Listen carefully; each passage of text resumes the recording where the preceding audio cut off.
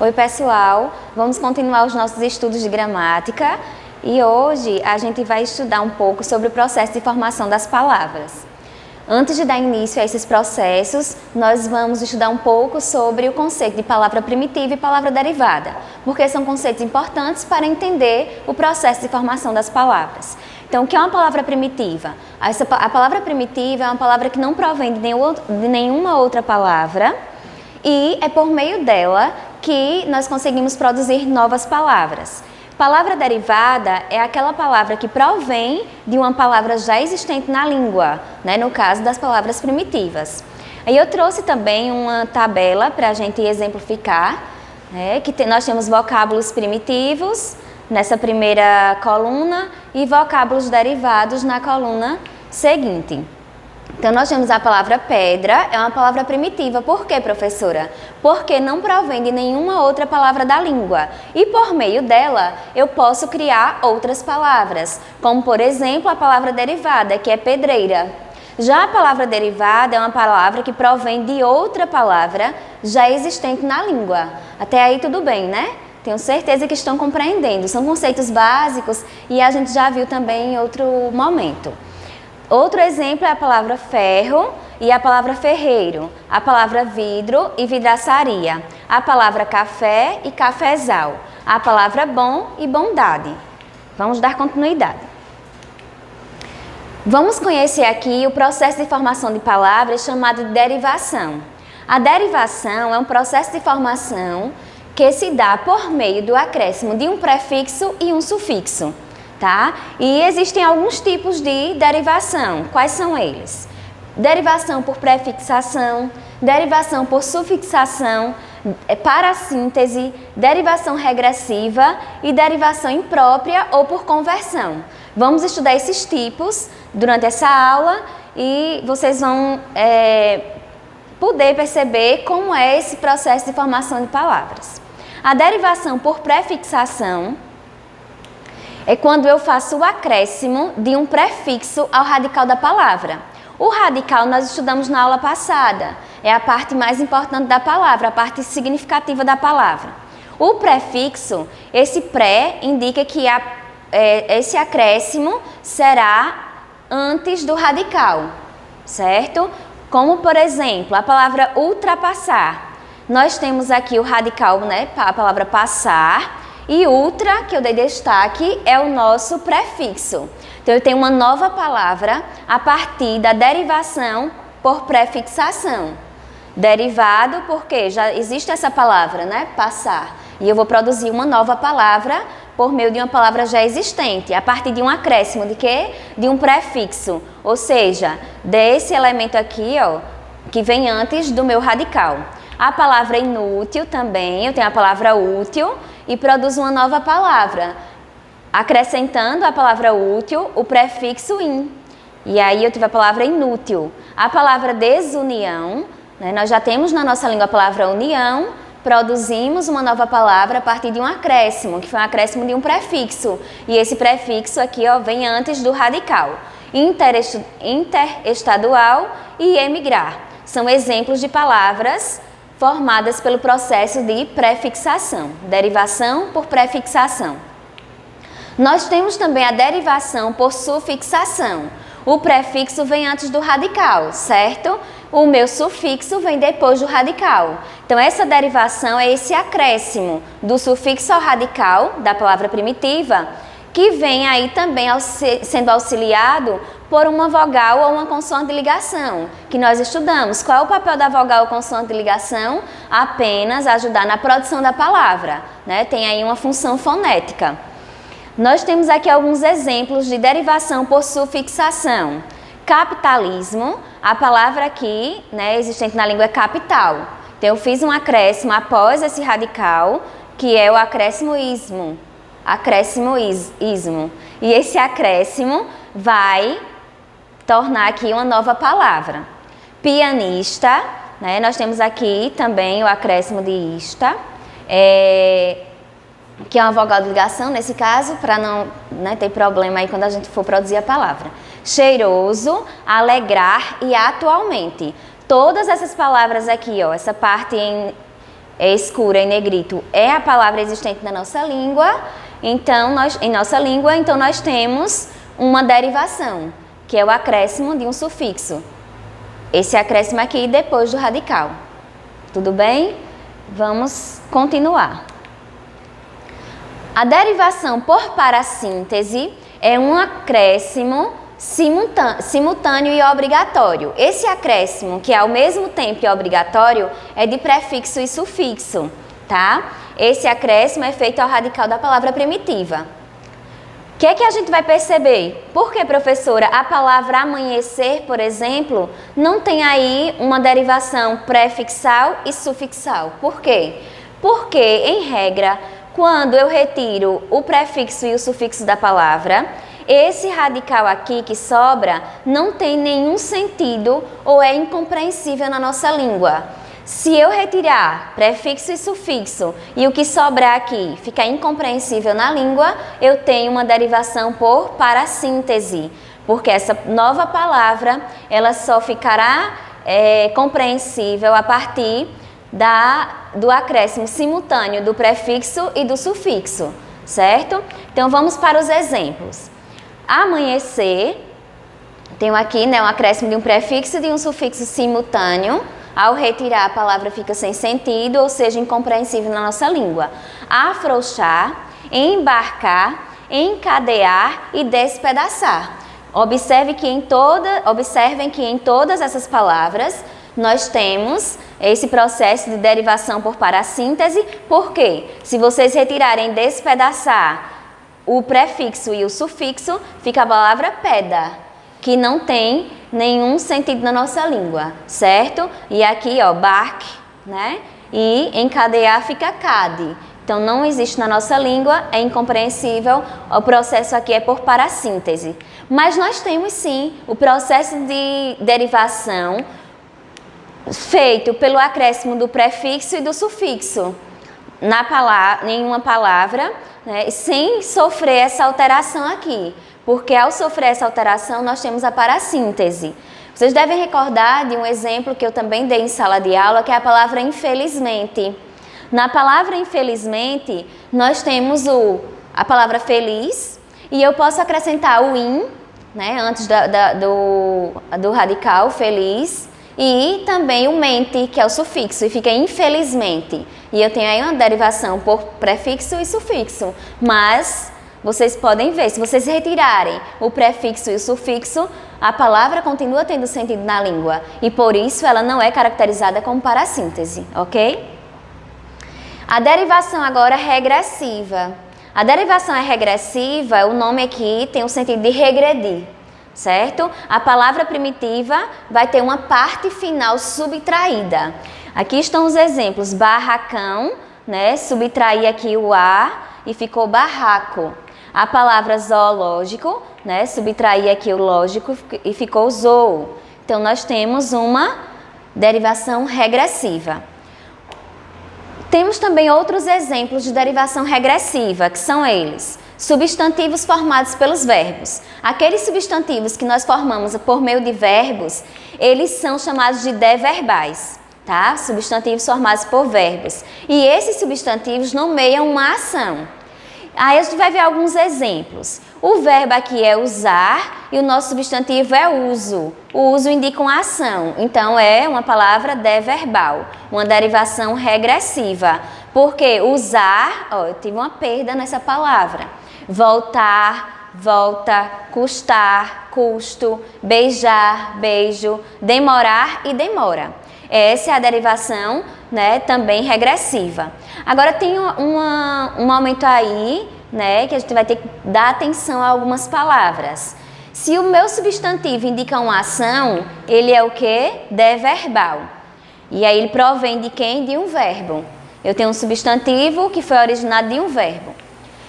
Mas se o meu substantivo indicar um objeto ou uma substância, eu tenho o contrário.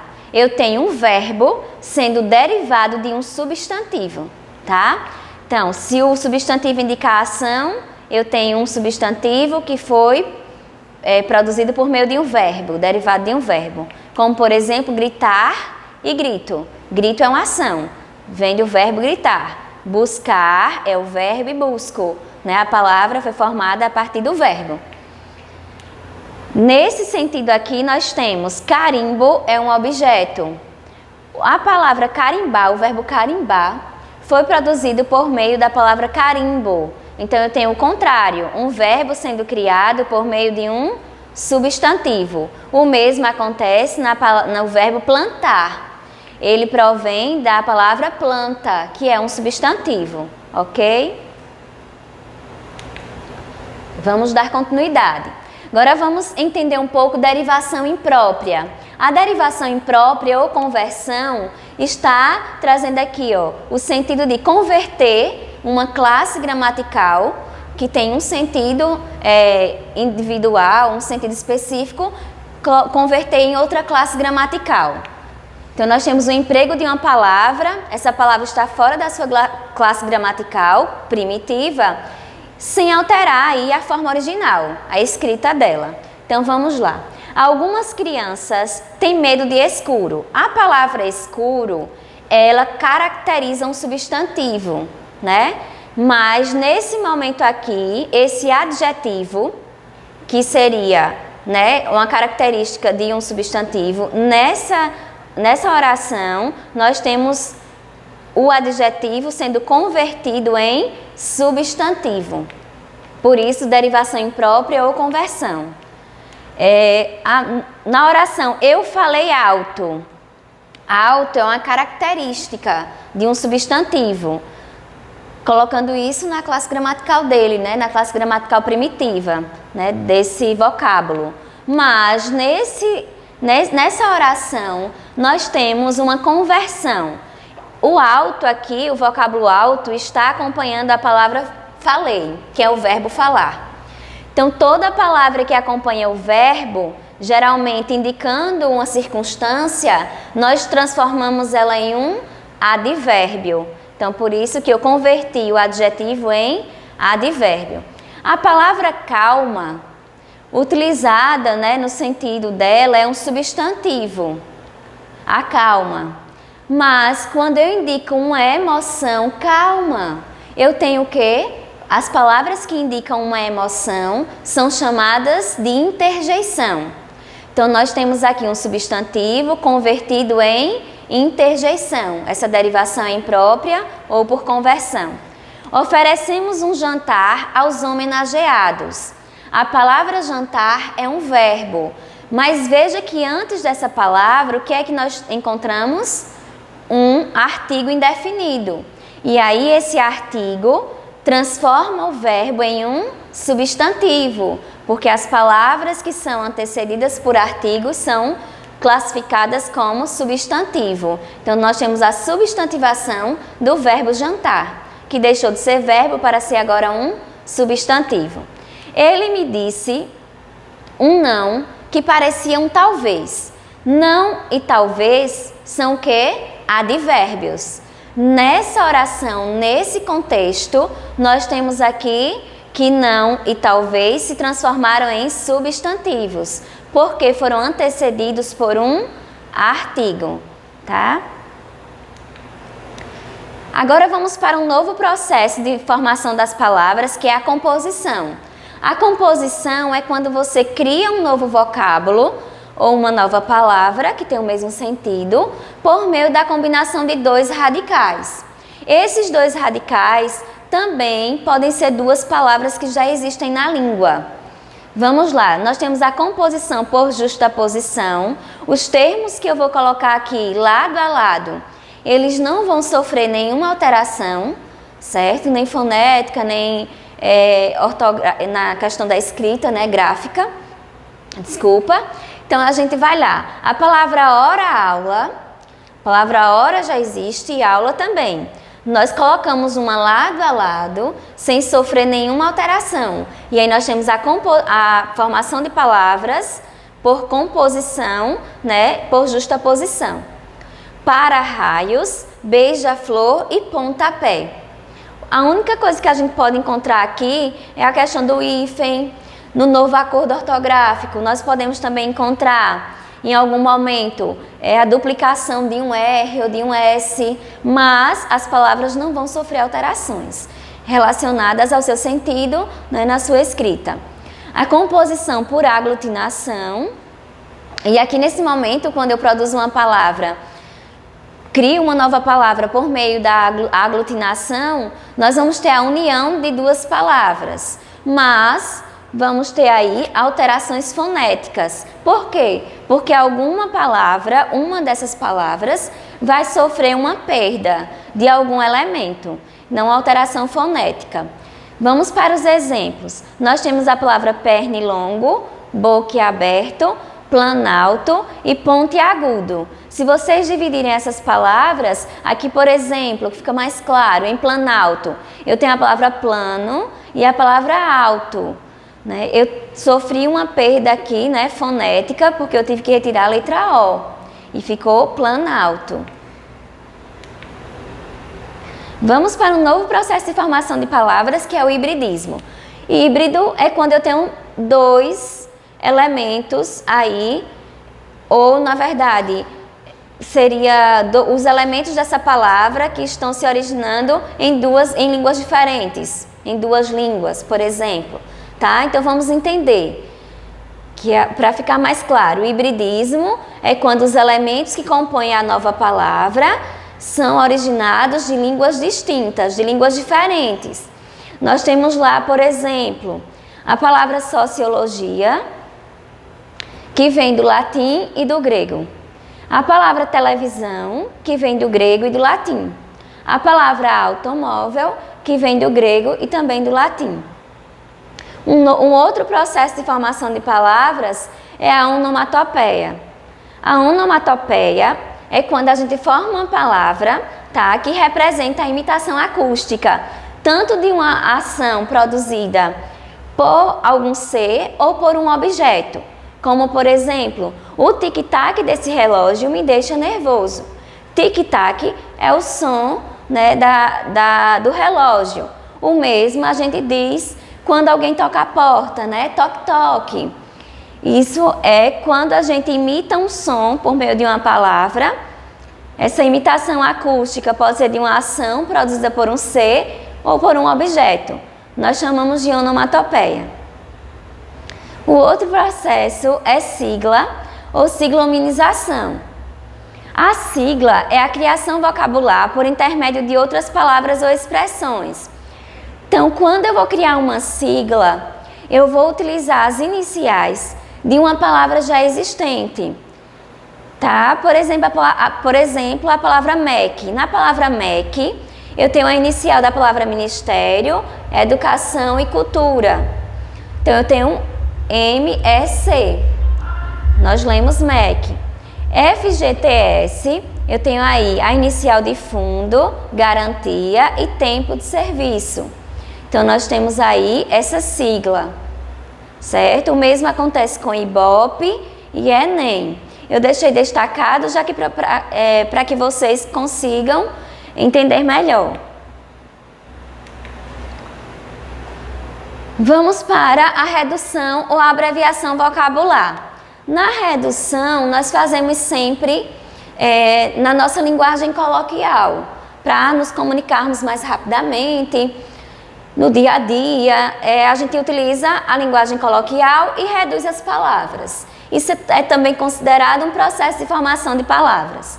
Como, por exemplo, pneumático, e a gente fala pneu, cinematógrafo, que a gente fala cinema ou cine, fotografia, que nós chamamos de foto, quilograma de quilo e poliomielite de pólio. Então, nós temos a redução dessas palavras, tá? Isso é uma forma de produção de novas palavras.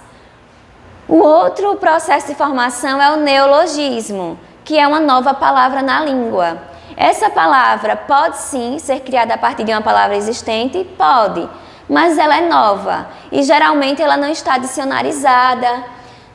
Geralmente ela é usada para atender a uma necessidade comunicativa. Nós temos o exemplo aí, o texto deletado foi recuperado pelo técnico. Nós temos a palavra deletar E para criar, né, para atender a nossa necessidade aqui de mostrar que o texto foi apagado, então nós colocamos deletado. Isso é uma nova palavra na língua. O outro exemplo, não entendo o que eles falam, ou usam o internetês, ou abusam do juridiquês. A referência é a uma linguagem da internet ou a uma linguagem jurídica. Então, nós criamos uma nova palavra, chamada aí de neologismo. Temos também o estrangeirismo como um novo processo de formação de palavras. O estrangeirismo é quando nós pegamos uma palavra de outra língua emprestada.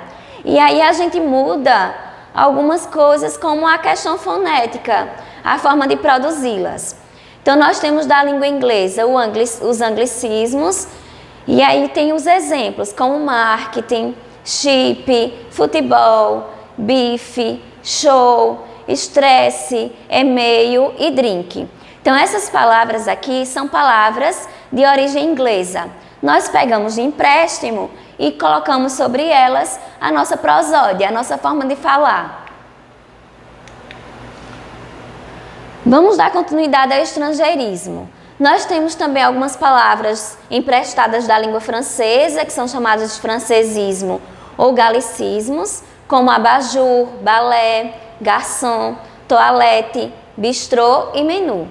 Da língua italiana, nós temos os italianismos, como espaguete, a aquarela, a lasanha, a cantina, o violino e o cenário.